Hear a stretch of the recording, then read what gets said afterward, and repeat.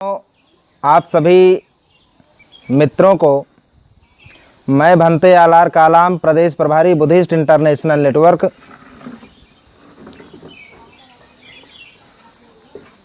आप सभी लोगों को सम्यक संबुद्ध सा प्रेम, जय भीम, नमो बुद्धाय एवं जय मूलवासी करता हूँ। साथियों, अभी आप लोगों को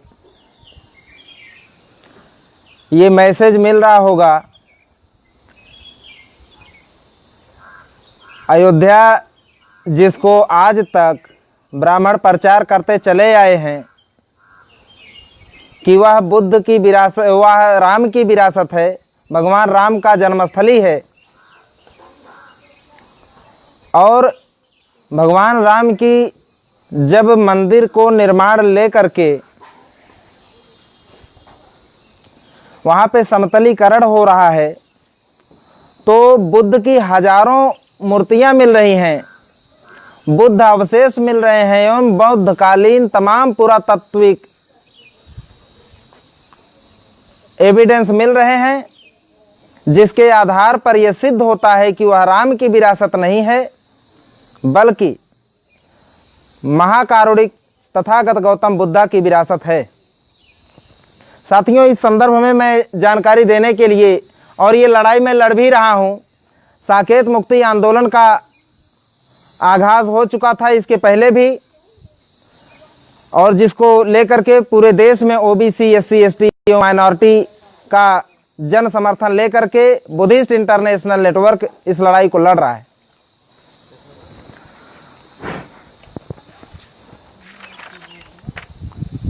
साथियों, बुद्ध की ये जो विरासत है, जो कि समतलीकरण के दौरान बुद्ध की अवशेष निकल रहे हैं, ये जो बुद्ध की विरासत है, ये केवल मात्र आज के समय में जो अपने आप को बुद्धिस्ट मानते हैं और बुद्ध में आस्था रखते हैं, केवल मात्र ऐसे बुद्धिस्ट लोगों की विरासत नहीं है। तो सवाल खड़ा होता है कि ये किसकी विरासत है? तो ये बुद्ध की जो विरासत है, समस्त मूल निवासी ओबीसी, एससी, एसटी और धार्मिक अल्पसंख्याक जो 85% बहुजन समाज के लोग हैं, ये इनकी विरासत है। साथियों, बौद्ध काल में जो मौर्य काल था, जो भारत के स्वर्णिम इतिहास का एक हिस्सा है, तो मौर्य काल तो पूरी तरह से जो आज के समय में ओबीसी है, ओबीसी का राज था। ओबीसी का जब राज इस देश पे, जब इस देश का हुक्मरान बना हुआ है, तब यह देश तरक्की की ऊंचाइयों की बुलंदी को छूता है। ऐसा इतिहास साक्षी है।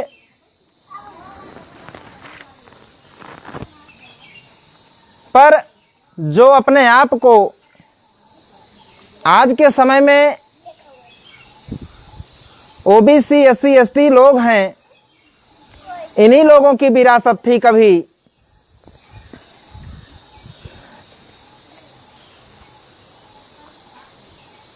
मौर्य काल के दौरान जातियां नहीं थीं इस देश में, जाति व्यवस्था बाद की आई हुई है। तो जाति व्यवस्था जो बाद की आई हुई है, तो जब अंतिम मौर्य सम्राट बृहद्रथ की धोखे से हत्या किया पुष्यमित्र शुंग नाम के ब्राह्मण ने, जो कि उन्हीं का सेनापति था, धोखे से हत्या करने के बाद में ओबीसी का या उस समय का मौर्य काल का उसने अंत किया और ब्राह्मण राज की स्थापना करता है। तो इस देश के जो मूल निवासी समाज के लोग थे, उनको गुलाम बनाते हैं। जो राजा खानदान के लोग थे, वो गुलाम बनने के बाद में उनको शूद्र घोषित किया जाता है। जो राजा खानदान के लोग थे उनको शूद्र घोषित किया जाता है, जिनको बाबा साहब ने शूद्र का पहचान खत्म करके ओबीसी पहचान दिए। आज के जो ओबीसी हैं ये पहले के ब्राह्मणों के बनाए हुए शूद्र हैं, और जब ब्राह्मण इनको शूद्र नहीं बनाया था तो उसके पहले ये लोग नागवंशी थे और इस देश के हुक्मरान करती जमात थे, इस देश का जो है शासक वर्ग हुआ करते थे। ओबीसी की जो मूल पहचान है वो इस देश के मूल निवासी होने के नाते इस देश का शासक वर्ग हुआ करते थे, लेकिन ब्राह्मणों की प्रतिक्रांति के बाद में वो शूद्र बनाए गए और आज ओबीसी के तौर पे मानी जाती है। अब जो एससी कैटेगरी के लोग हैं,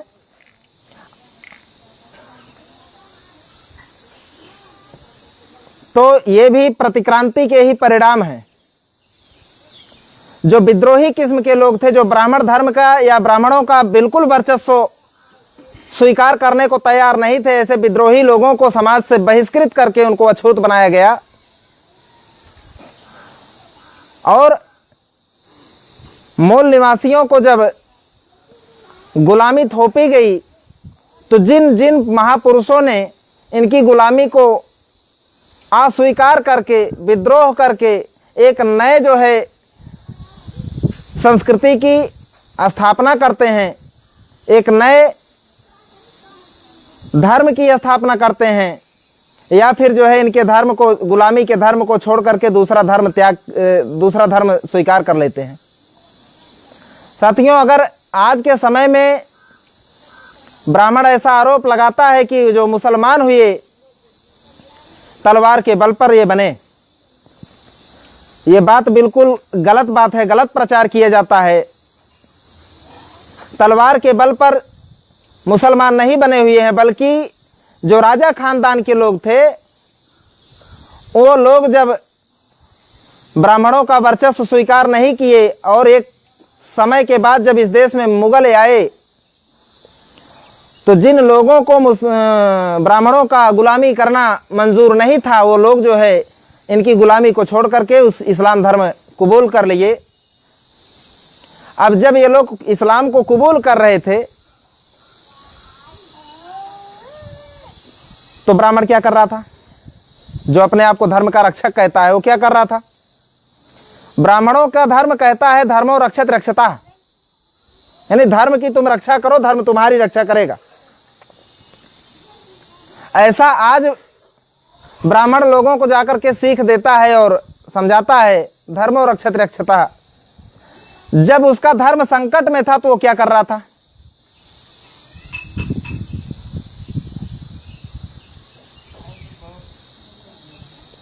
कितने मुगलों के पीरियड में जब मुसलमान इस्लाम धर्म को कबूल कर रहे थे, हमारे यहाँ के मूल निवासी समाज के लोग, उस समय कितने ब्राह्मण जो है धर्म परिवर्तन कर रहे लोगों को रोकने के लिए कितने ब्राह्मण शहीद हुए। एक ब्राह्मण का कम से कम अगर कोई ब्राह्मण नाम गिना दे कि एक ब्राह्मण ये शहीद हुआ तो मैं मान लूँगा कि ये तलवार के बल पर उनको मुसलमान बनाया गया।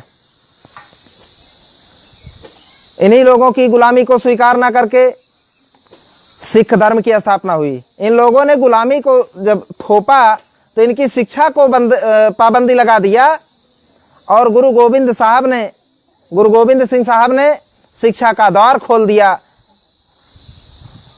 धर्म का नाम रखा सिख धर्म, सिख यानी कि सीखो, पढ़ो। हथियार रखने पर मूल निवासियों को पाबंदी लगाया। गुरु गोविंद सिंह ने हथियार को ही धर्म के साथ जोड़ करके हथियार रखने का अनिवार्यता लागू किया। गुरु गोविंद सिंह शिक्षा का द्वार खोले, संपत्ति का जो है दरवाजा खोल दिए और शस्त्र का धारण करने का अधिकार दे दिए, जो कि ब्राह्मणों के ने जब गुलामी थोप रखा था तो उसमें मनाही था। किस आधार पर ये कह सकते हैं कि तलवार के बल पर जो है मुगल लोगों ने यहाँ के लोगों को इस्लाम धर्म कबूल करवाया? गलत बात है। और मैं बात करना चाहूँगा कि जब बात अब हो ही रही है तो ये लोग, अभी मैंने मांग किया था, पिछली बार जब मैं लाइव आया था तो मैंने मांग किया था सरकार से कि आप जहाँ पर जो है समतलीकरण हो रहा है उसको लाइव टेलीकास्ट करो, दुनिया के लोग देख सकें कि क्या निकल रहा है क्या नहीं निकल रहा है, उसको स्पष्ट दुनिया के सामने आने दो। लेकिन अभी तक इन लोगों ने लाइव नहीं करवाया। उसकी वजह से मुझे पूरी तरह से आशंका है कि ब्राह्मण इसमें धोखा करेगा, गड्ढा खोदेगा, बुद्ध का निकलेगा मूर्ति, और बुद्ध की मूर्ति निकालने के बाद में राम की मूर्ति रखेगा और कहेगा देखो, फोटो खींचेगा, देखे राम की मूर्ति निकल रही। ऐसा धोखा करेगा ब्राह्मण, और फिर चिल्लाएगा चारों तरफ की जो है पूरी दुनिया में शोर मचाएगा कि भगवान राम की मूर्ति निकल रही है। इसीलिए मैं कह रहा हूं निष्पक्षता तब सिद्ध हो जाती है। निष्पक्षता से अगर वो जो है लाइव टेलीकास्ट कराया जाए तो किसकी मूर्ति निकल रही है स्पष्ट हो जाएगा। मेरी मांग थी, अभी सरकार ऐसा कर नहीं रही है, करता हुआ दिख नहीं रही है कि वो, और ये अभी बुद्ध की जो विरासत है जो यहाँ से अयोध्या से निकल रही है, ये अभी भारत की मात्र धरोहर नहीं रह गई, उत्तर प्रदेश की धरोहर नहीं रह गई, बल्कि यह पूरे विश्व की धरोहर हो चुकी है। और पुरातत्व विभाग जो ASI है उसको अभी तुरंत प्रभाव से वहां पर काम कार्य को स्थगित करके, निर्माण कार्य को स्थगित करके उसको अपने नियंत्रण में लेना चाहिए, और वहां पे निकल रही जो बौद्ध विरासत है उसको सुरक्षित करने का कार्य करना चाहिए। अगर ऐसा होता हुआ नहीं दिखाई दिया तो लॉकडाउन की वजह से हम लोग घर पर बैठे हैं, अन्यथा पूरे देश में मूल निवासी बहुजनों का जन आंदोलन होगा इसके विरोध में। साथियों, जब बात हो ही रही है तो अब बात यार पार की होगी, स्पष्टीकरण से होगी। इसका स्पष्टीकरण देना होगा। तो मैं बुद्ध की जो है सबूत दूंगा,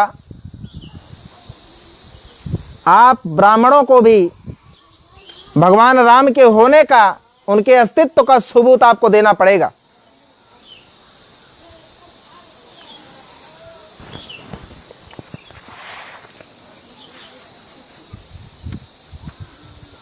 अभी पिछली बार लाइव आया था तो बहुत सारे RSS के जो ब्राह्मण हैं वो बिलबिला उठे थे। जब सच्चाई बोलो तो बिलबिला उठते हैं, सच्चाई इनको मंजूर नहीं है। ध्यान रखना, बुद्ध एक बात कहा करते थे कि सूरज, चांद और सत्य को ज्यादा दिन तक ढक करके नहीं रख सकता कोई, और आज वो सत्य प्रतीत होता नजर आ रहा है। साथियों, मैंने उस समय एक सवाल रखा था, वो सवाल जो है मैं फिर से जो है रखता हूं।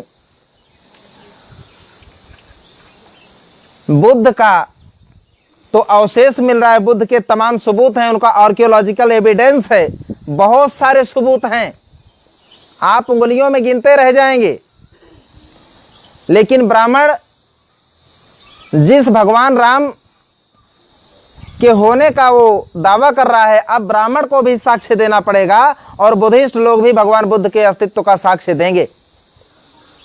और भगवान राम के संदर्भ में जो साक्ष्य मांगे जा रहे हैं उनमें से पहले नंबर पे, कि अब आपको साबित करना होगा, जैसे पहले नंबर पे भगवान तथागत बुद्धा तो सिद्धार्थ के रूप में जब जन्म लेते हैं तो वो समय होता है 563 ईसा पूर्व, अर्थात आज करीब 2500 वर्ष हो रहा है बुद्ध को जन्म लिए।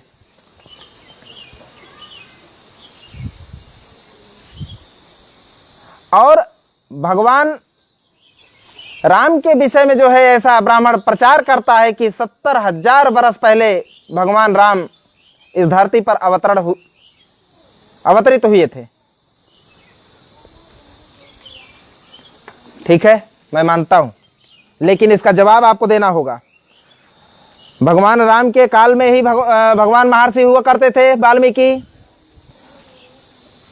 बुद्ध का जन्म तो 2500 साल हुआ पहले, इतना जन्म लिए। भगवान राम 70,000 वर्ष पहले जन्म लिए। तो जो पहले जन्म लिया हुआ है वो बाद के जन्मे हुए आदमी को गाली कैसे दे सकता है, मेरा पहला सवाल है।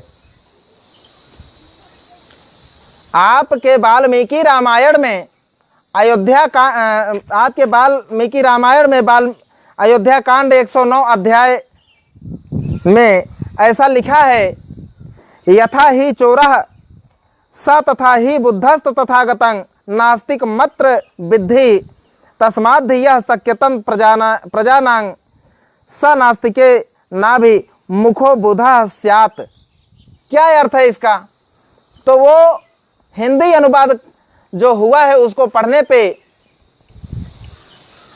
उसका अर्थ मैं बता रहा हूं कि जैसे चोर दंडनीय होता है, उसी प्रकार वेद विरोधी बौद्ध मतावलंबी भी, यानी बौद्ध लोग जो हैं, जो बुद्ध को मानने वाले लोग हैं, वो वेद विरोधी हैं, इन लोगों को भी उसी चोर की भांति दंड देना चाहिए। जैसे चोर दंडनीय होता है, उसी प्रकार वेद विरोधी बौद्ध मतावलंबी भी दंडनीय है। तथागत बुद्ध और नास्तिक विशेष चारवाक को भी यहाँ इसी कोटि में समझना चाहिए। इसलिए प्रजा पर अनुग्रह करने के लिए राजा द्वारा जिस नास्तिक को दंड दिलाया जा सके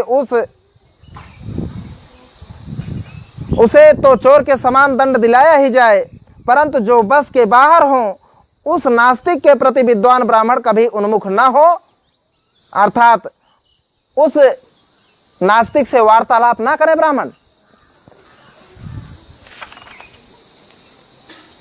बुद्ध 2500 साल पहले जन्म लिए, उनके बाद बुद्ध के मानने वाले आए। भगवान राम का जो रामायण लिखा गया वो 70,000 साल पहले लिखा गया। भगवान राम हजारों साल पहले पैदा हुए, तकरीबन 67,000 साल पहले पैदा हुए। बुद्ध तो अभी जल्दी में 2,500 साल पहले पैदा हुए। बुद्ध और भगवान राम के पैदा होने के बीच का जो अंतर है वो 67,500 साल का अंतर है।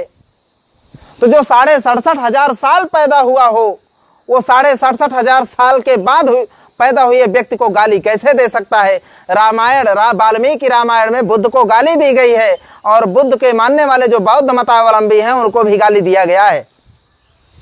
ये मेरा पहला सवाल है।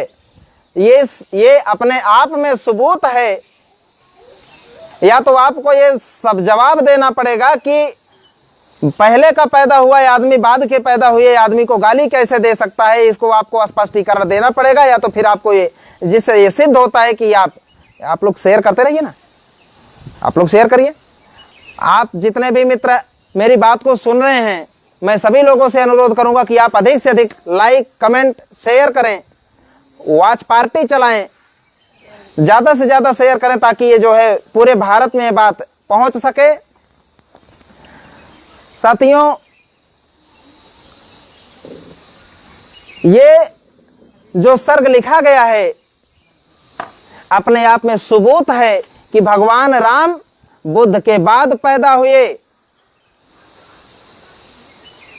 क्योंकि पहले का पैदा हुआ आदमी बाद के पैदा हुए आदमी को गाली नहीं दे सकता। और अगर किसी आदमी को गाली दे रहा है, या तो उसके समय पर वो जिंदा है, या तो उसके पहले का रहा होगा। जिसको गाली दे रहा है जो आदमी, या तो उसके समय पर वो है जिंदा। बुद्ध के समय पर तो राम नहीं थे, उनके बाद के पैदा हुए हो सकते हैं।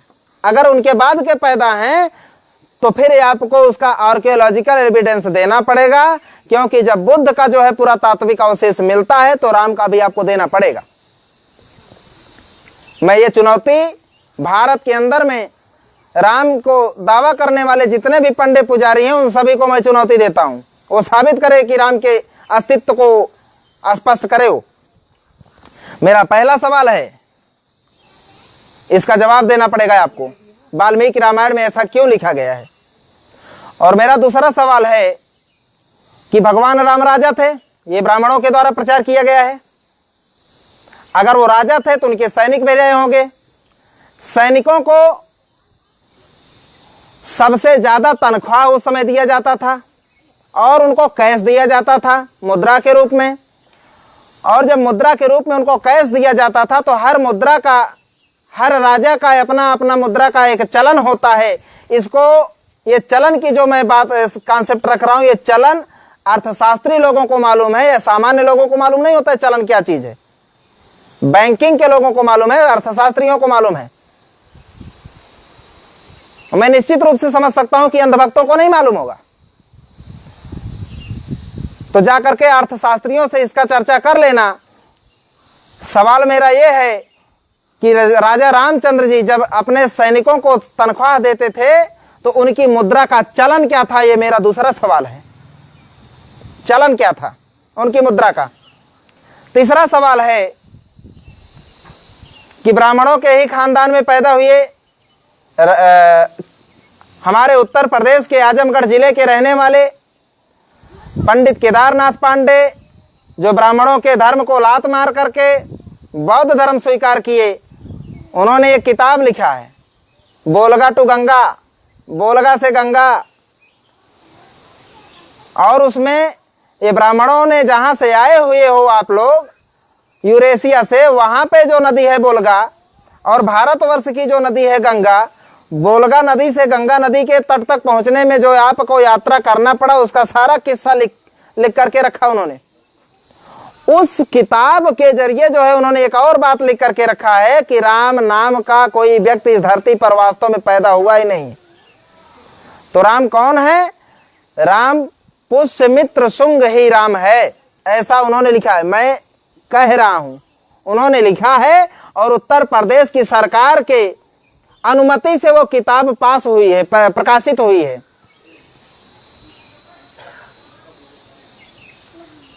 वो प्रकाशित हुई तो सरकार की अनुमति से प्रकाशित हुई है, वो साधारण किताब नहीं है। ये तीन सबूत हैं, ये तीन सवाल हैं मेरे। और चौथा सवाल है पेरियार ललई सिंह यादव, जो उत्तर प्रदेश के अंदर में लेफ्टिनेंट कमांडेंट या जो है सेना में एक बहुत बड़े सूबेदार थे, उन्होंने एक किताब लिखा सच्ची रामायण, जो कि पेरियार रामास्वामी नायकर, जो कि दक्षिण भारतीय व्यक्ति थे, उनकी लिखी हुई किताब थी सच्ची रामायण, जिस पर मुकदमा चल रहा था, जिसको छुड़वाया पेरियार ललई सिंह यादव ने। और ललई सिंह यादव सुप्रीम कोर्ट और हाई कोर्ट दोनों में सिद्ध किया। सुप्रीम कोर्ट की केस मैं बता रहा हूं, वो केस संख्या है 291/1971। सुप्रीम कोर्ट में इन्होंने सिद्ध किया कि रामायण एक काल्पनिक ग्रंथ है, इससे ज्यादा कुछ नहीं। जब सुप्रीम कोर्ट और हाई कोर्ट में उन्होंने सिद्ध कर दिया 1971 में कि रामायण काल्पनिक ग्रंथ है, तो सुप्रीम कोर्ट से बड़ा कौन सा है? मोहन भागवत कौन सी अथॉरिटी है?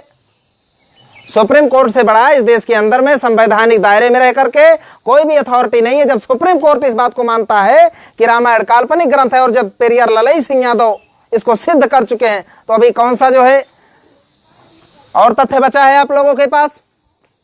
केवल आप मूर्ख बना करके हमारे ओबीसी भाइयों को अंधकार में रखे हो। जिस दिन ओबीसी भाइयों को यह पता चला कि उसके पुरखे राजा और महाराजा इस देश के हुक्मरान थे, उसके इतिहास को मिटा करके नया इतिहास जो है आप लोग मनगढ़ंत कहानी लिख करके उसको इतिहास पे पर्दा डाल के नया मनगढ़ंत कहानी लिख करके उसको आप प्रस्तुत कर रहे हो और उनको आदर्श है ऐसा बता रहे हो। ये सच्चाई जिस दिन ओबीसी भाइयों को पता चला तो उस दिन ये बख्शने वाले नहीं है।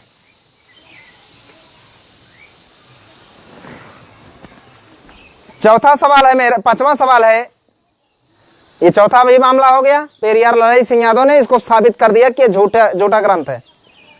पांचवा सवाल है बुद्ध के पुरातात्विक प्रमाण हैं, आर्कियोलॉजिकल एविडेंस है। भगवान राम का भी आर्कियोलॉजिकल एविडेंस, पुरातात्विक प्रमाण अब ब्राह्मणों को, पंडित पुजारियों को दिखाना होगा, साबित करना होगा।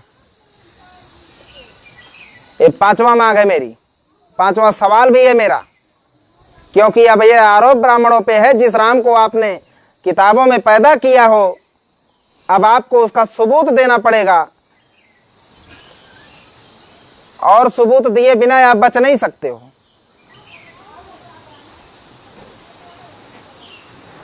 तो पूरा तात्विक सबूत आपको देना पड़ेगा उसको। अभी इसके संदर्भ में मेरा छठवां सवाल है कि 1995 में अमेरिका के उटाह यूनिवर्सिटी के एंथ्रोपोलॉजी डिपार्टमेंट के जो एचओडी थे माइकल बामसाद, वो भारत के अंदर में भारत के कई यूनिवर्सिटीज से मिलकर के एक ज्वाइंट प्रोजेक्ट बनाया डीएनए संशोधन का, और उन्होंने सन 2001 में डीएनए रिपोर्ट फाइनल करके फाइनल रिपोर्ट जो है सौंपा। उस फाइनल रिपोर्ट में उन्होंने सिद्ध किया डीएनए के आधार पे कि ब्राह्मण विदेशी हैं, ब्राह्मण भारत का रहने वाला नहीं मूल रूप से। इसको आए हुए 2000 ईसा पूर्व में आया, इसको आए हुए 4500 साल हो रहे हैं। भारत के समस्त ओबीसी, एससी, एसटी और इनसे धर्म परिवर्तित मुस्लिम, सिख, ईसाई, बुद्धिस्ट, लिंगायत, जैन जो भारतीय मुस्लिम हैं, इन सभी 85% लोगों का डीएनए मिलता है, एक है। और सभी जितनी भी महिलाएं हैं, समस्त भारतीय महिलाओं का डीएनए एक है। उन्होंने यह साबित किया कि ब्राह्मण खुद विदेशी है। जब ब्राह्मण खुद विदेशी है, उसको आए हुए 4500 साल हुआ। जब 4500 साल हुआ तुमको आए हुए, और तुम कह रहे हो तुम्हारे पुरखा राम 70,000 साल पहले आए, तो तुमको आए हुए इस देश के अंदर में 4500 साल हुआ। 70,000 साल पहले तुम्हारे पुरखा कैसे आ जाएगी इस देश में? तुम्हारी काल्पनिक ग्रंथ अभी हवा में उड़ने वाले हैं। बहुत बना लिया आप लोगों ने मूर्ख। और ये जो मैं कह रहा हूं केवल मौखिक नहीं कह रहा हूं, माइकल बामसाद ने जो रिपोर्ट दिया और साबित किया कि ब्राह्मण विदेशी हैं, उसका रिपोर्ट मेरे पास है। ये जितने लोग हमको देख रहे हैं, ये रिपोर्ट मैं उनके सामने ये दिखाता हूं। जिन भाइयों को चाहिए कमेंट बॉक्स में वो अपना व्हाट्सएप नंबर दो, मैं आपको इसकी पीडीएफ फाइल भी भेज दूंगा। ये सबूत दे करके वो चले गए हैं कि ये भारत का ब्राह्मण विदेशी है। ये सारे रिपोर्ट हैं, माइकल बामसाद की रिपोर्ट है, मेरी रिपोर्ट नहीं है। दुनिया के सबसे प्रतिष्ठित विश्वविद्यालय के ये चोटी हैं वो, और भारत के जेएनयू, भारत के हैदराबाद यूनिवर्सिटी, भारत के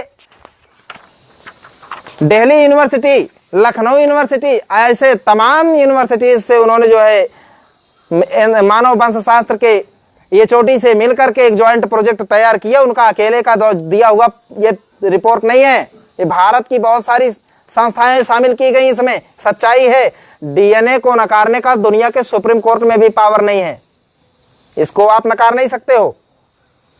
पूरी दुनिया मानती है डीएनए को। कोई गधा आदमी होगा जो डीएनए को नकार दे, उसको दुनिया गधा होने का सर्टिफिकेट दे देगी, इसलिए आप इसको नकार नहीं सकते। ये तमाम और आप ही के पुरखे जो है, चाहे जवाहरलाल नेहरू हो, जिन्होंने लिखा है किताब डिस्कवरी ऑफ इंडिया, जिसमें उन्होंने, मैंने नहीं लिखा है, बहुजन समाज के लोगों ने नहीं लिखा है, आपके पुरखों ने लिखा है कि ब्राह्मण विदेशी हैं, हम लोग यहाँ के रहने वाले नहीं, यहाँ पे राज करने के लिए आए हैं। और तुम ये इनकार भी नहीं कर सकते हो कि जवाहरलाल नेहरू तुम्हारे पुरखा नहीं है ब्राह्मणों के। आप ही के पुरखा जो कांग्रेस के अध्यक्ष थे बाल गंगाधर तिलक, जिन्होंने ये लिखा किताब the architect home in the Vedas, ऐसे सैकड़ों जो है आपके पुरखों ने किताबें लिखी है। अब आप इससे बच नहीं सकते हो। तो ये तमाम सारी बातें हैं। अब आप लोगों का जहां भी खुदाई करोगे, गलती कर दिए तुम अयोध्या की खुदाई करके, अयोध्या नहीं पूरे देश में कहीं की भी अगर आप खुदाई करते हो तो बुद्ध के अवशेष मिलेंगे, मौर्य काल के अवशेष मिलेंगे। जो पिछड़े वर्ग के लोग हैं, ये कभी राजा हुआ करते थे, इनके शहर हुआ करते थे, सिंधु घाटी सभ्यता, इन लोगों के अवशेष मिलेंगे। पचा नहीं सकते तुम, ये सारे अवशेष मिलेंगे। और अभी ओबीसी को बहुत सारे लोग जो है, राष्ट्रीय पिछड़ा वर्ग मोर्चा और तमाम ऐसे जो है लोग, कुणबी, मराठा, ओबीसी, तमाम जो लोग हैं मूल निवासी बहुजन समाज के जो हैं, वो अभी दावा कर रहे हैं कि ये हमारी विरासत है, अकेले बुद्धिस्ट लोगों की विरासत नहीं है। अब आप लोगों को चिंता इस बात की हो रही होगी ब्राह्मणों को कि हमारा नीचे क्यों नहीं मिलता, नीचे जब भी खुदाई करो बैकवर्ड लोगों का मिलता है, एससी लोगों का यानी मूल निवासी बहुजनों का मिलता है, तो सारा का सारा सबूत। अरे भाई, जब तुम्हारे पुरखे 4,500 बरस पहले इस देश में आए थे ना, तो घोड़े पर चढ़ करके जमीन के ऊपर ऊपर आए थे, तो नीचे नीचे कैसे मिलोगे? यही कारण है कि तुम्हारा नीचे कुछ नहीं मिलता है, नीचे सारा का सारा मूल निवासियों का मिलता है, बहुजनों का मिलता है। तो ये तमाम सारे मामले हैं जिनके आधार पे ये साबित होता है कि ये बुद्ध की भूमि अकेले बुद्धिस्ट की भूमि नहीं है, बल्कि ओबीसी, एससी, एसटी और माइनॉरिटी जो मूल निवासी बहुजन समाज के 85% के लोग हैं, इनकी विरासत है। और अभी ये मामला इंटरनेशनल लेवल पे जाएगा और इंटरनेशनल ताकत के साथ हम लोग जो है आपका बंदोबस्त करेंगे। इसके लिए आप लोग अभी तत्काल राम मंदिर को निर्माण को रोक देना चाहिए। आप जितना ज़्यादा उसको जो है हस्तक्षेप करोगे, मामला आग की तरफ फैलता जाएगा, क्योंकि अब आप इस देश के मूल निवासियों की विरासत के साथ में छेड़खानी नहीं कर सकते हो, क्योंकि अब यह साधारण विरासत नहीं रह गई, अभी ये पूरे विश्व की धरोहर हो गई है। क्योंकि बुद्ध के मानने वाले दुनिया के 28 कंट्री में फैले हुए हैं, 28 कंट्री बुद्धिस्ट हैं, और ये विश्व धरोहर हो चुकी है। आप इसके साथ छेड़छाड़ मत करो, ये ज़्यादा है आपके बेहतर में, आपके हित की मैं बात कर रहा हूं। इसके अलावा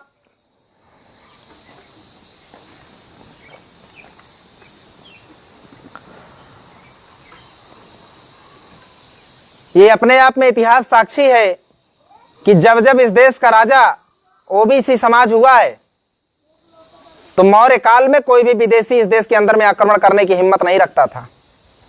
ये देश हजारों साल तक गुलाम बना रहा, तो उसका जिम्मेवार विदेशी ब्राह्मण है।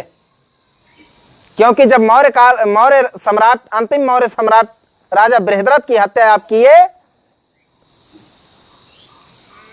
तो मूल निवासी बहुजनों को आपने गुलाम बनाया, सारे हक अधिकार छीन लिए और इस देश का सारा ठेका आप अपने सिर पे उठा लिए। उसी समय जो है विदेशियों का आक्रमण हुआ, और जब जब ये आक्रमण हुआ, जिस जिस विदेशी का आक्रमण हुआ, उनका आप सामना नहीं कर पाए। आप कहते हो ना, दुनिया के सारे ज्ञान है आपके अंदर में भरे पड़े हुए हैं। जिस भारत के जिस विश्व गुरु होने का, स्वर्ण काल और सोने की चिड़िया होने का ब्राह्मण लोग क्रेडिट लेते हैं,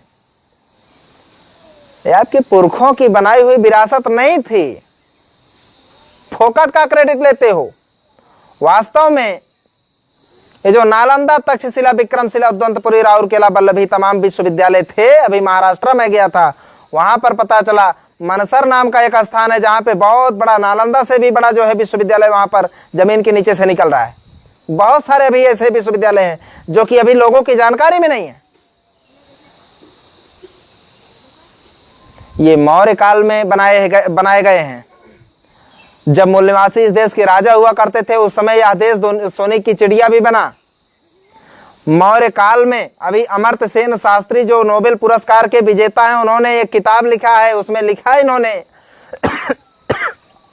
मौर्य काल में जो भारत की जीडीपी हुआ करती थी वो 31% हुआ करती थी। अभी ब्राह्मणों के राज में कितना पहुंचा? 2.5% पहुंच चुका है।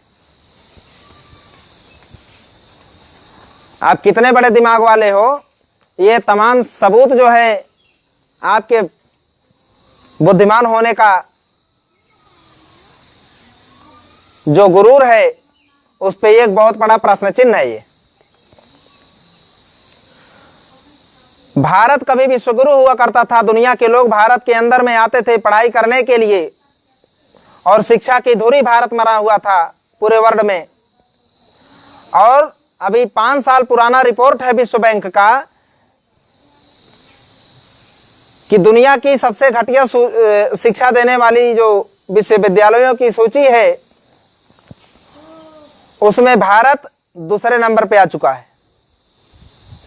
सबसे घटिया शिक्षा प्रणाली या सबसे घटिया शिक्षा देने वाला अगर कोई देश है, भारत हो चुका है। दूसरे नंबर पे है भारत। कभी ये पहले नंबर पर हुआ करता था सबसे उत्कृष्ट शिक्षा देने के मामले में। तो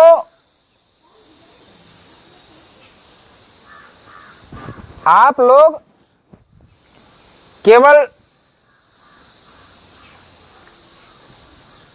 डींग मारते हो, हकीकत में आपके पास मेरिट नहीं है।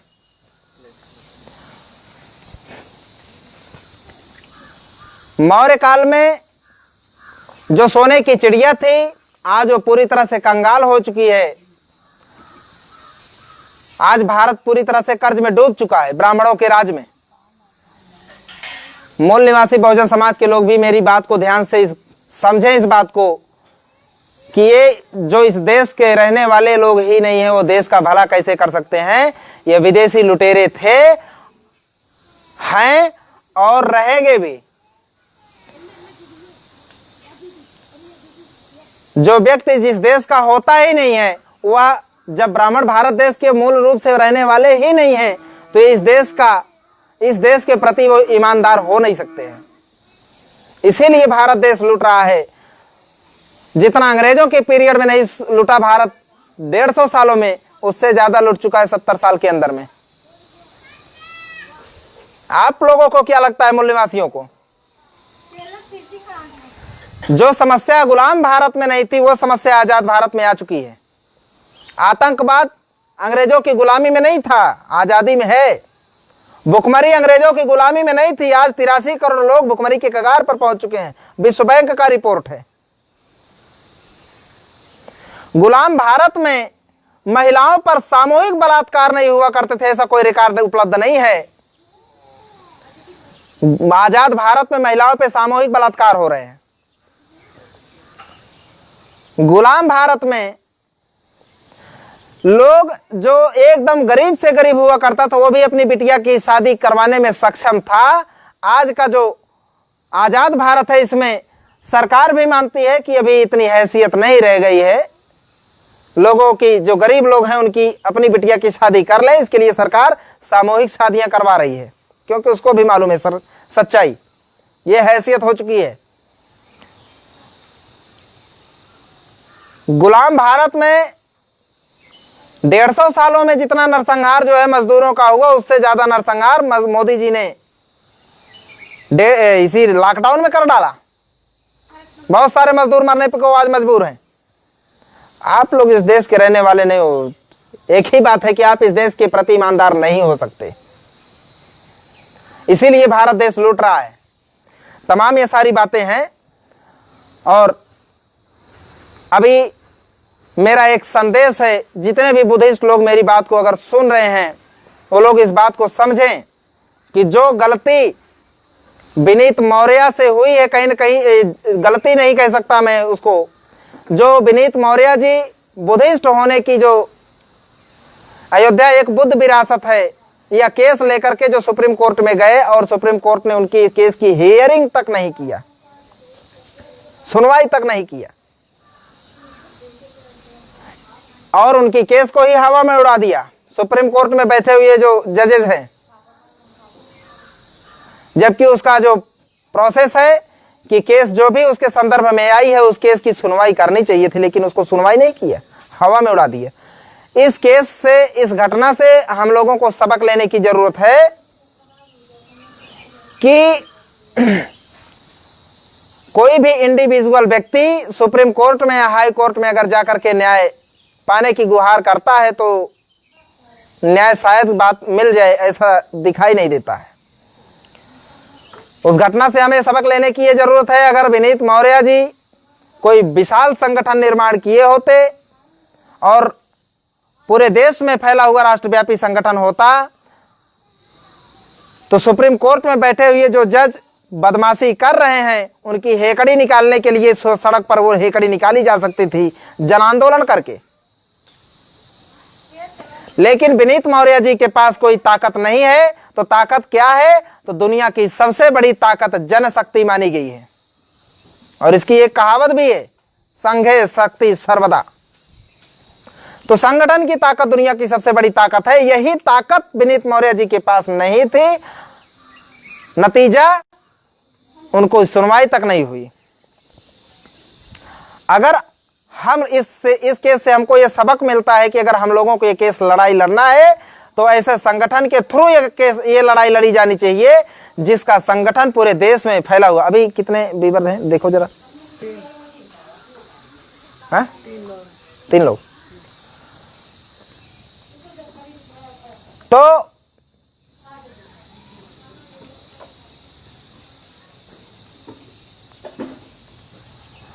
इस केस से हमको सबक लेना चाहिए कि एक विशाल संगठन के जरिए हमें लड़ाई लड़ें, पहली बात। दूसरी बात